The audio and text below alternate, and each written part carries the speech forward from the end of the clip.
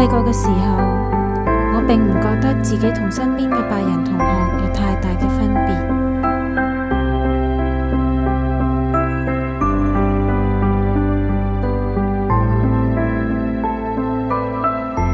我之所以會生活喺呢個泡沫入邊，因為我嘅母語係英文，而且我係喺美國長大。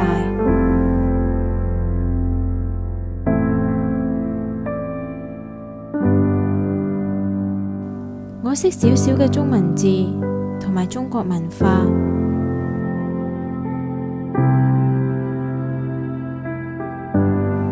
而對中國歷史我就一無所知。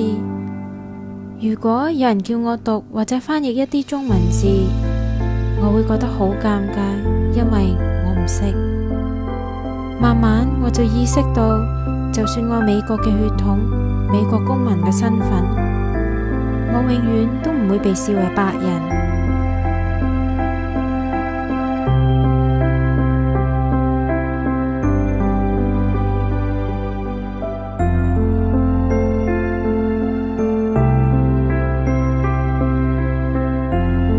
喺我上中學嘅時候，我哋每年都要喺學校參加分班嘅考試。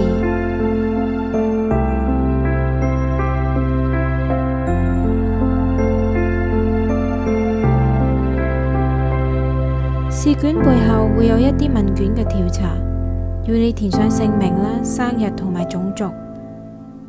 咁多年以嚟，我都一直喺兩者之間徘徊。到底我應該填白人定係亞洲人呢？到我大個之後，我就有信心去剔其他嗰個框。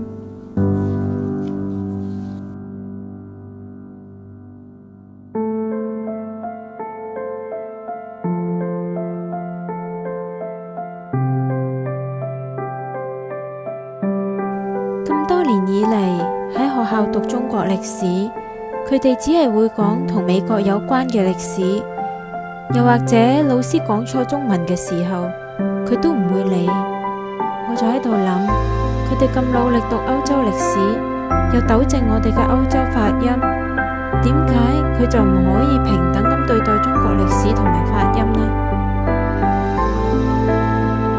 慢慢，我中國人嘅一面就滲透晒出嚟，我甚至乎開始同其他人分享。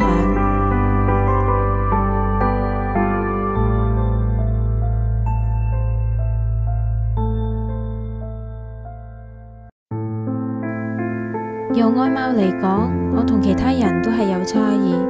同白人比，當然我嘅膚色、眼嘅形狀同埋我嘅髮質都好唔同。喺我去到中國嘅時候，我都係好唔同。我嘅身高、輪廓都比起一般中國人突出。根據我嘅經歷，當我面對呢兩方嘅時候，我會因為我呢啲嘅差異而受到唔同嘅待遇。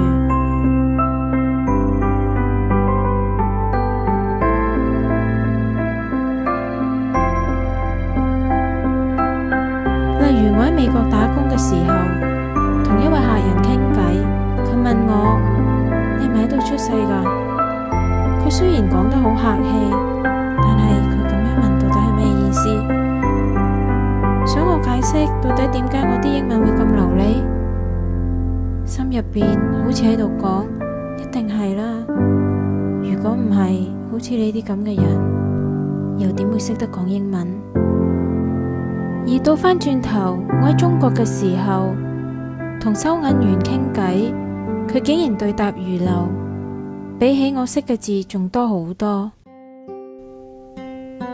喺中國入境嘅時候，我係排外國人嗰條隊，但係由個樣睇起上去，反而更加似當地嘅居民。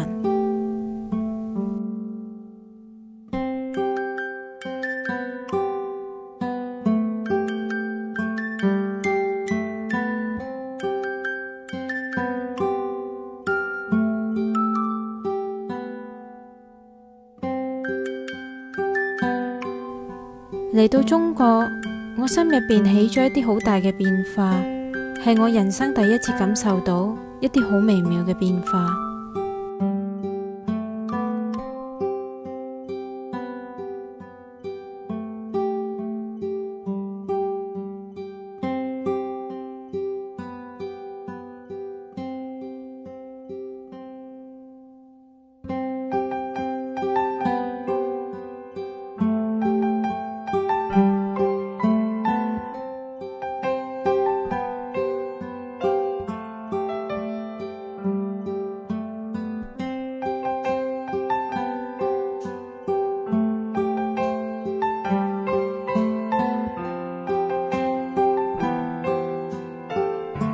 有一刻，我喺街上面行，我覺得心入邊有一種好平靜嘅感覺。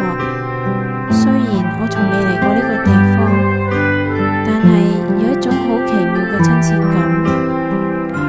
我終於都知道自己係邊一個，唔係因為熟悉呢度嘅環境，或者習慣咗呢度嘅規律，又或者係了解咗呢度嘅文化，甚至唔係因為我自己嘅外貌，而係發自於內心嘅一啲感受。